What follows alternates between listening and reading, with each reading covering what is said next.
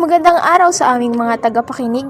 Kasama nyo ang Halcon Press upang tuklasin ang mga malalalim na issue at maiinit na balita na kung saan handa kaming maghatid ng opinyon at impormasyon sa inyong mga tenga.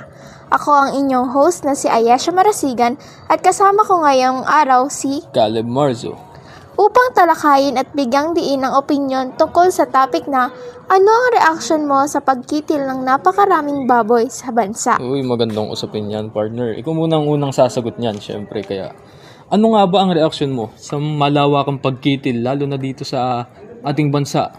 Siyempre nakakalungkot kasi kahit parang inosente lang yung mga baboy na yun, nadadamay sila. Once na tama. may positibo sa kanilang kasamahan ay nadadamay sila sa pagkitil kasi syempre nagkakahawaan sila tapos Tama. lalong-lalo na yung mga magbababoy na aapektuhan din yung kabuhayan nila. Ikaw, Caleb, ano masasabi mo?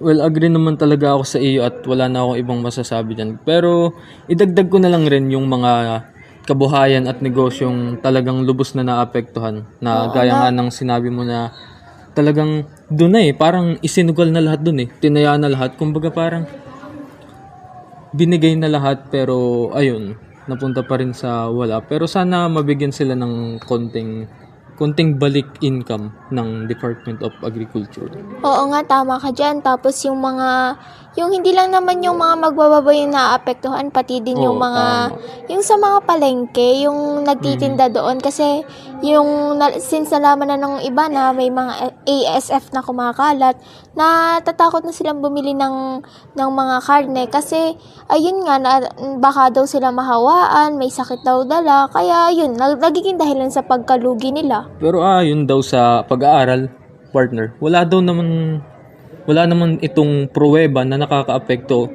At saka mismong city veterinarian ng ating lungsod ang nagsabi na wala itong epekto kung ito'y kakainin.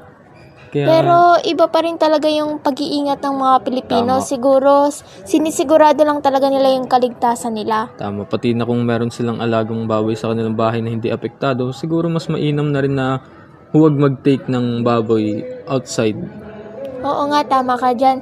Gayon pa man, sana ay matulungan pa din ng ating lokal na gobyerno, ng ating pamahalaan, Tama. ang ating mga sobrang mamamayang naapektuhan nito dahil parang nawawalan sila ng pag-asa. Sana ay mabigyan sila ng pagkakataon kahit mabigyan sila ng ayuda o kaya yung alternative na livelihood nga ba. Yes, tama ka dyan. At ayun, At dito nagtatapos ang aming maiksing diskusyon. Ako ang inyong host, Ayesha Marasigan, at kasama ko si Caleb Marzo.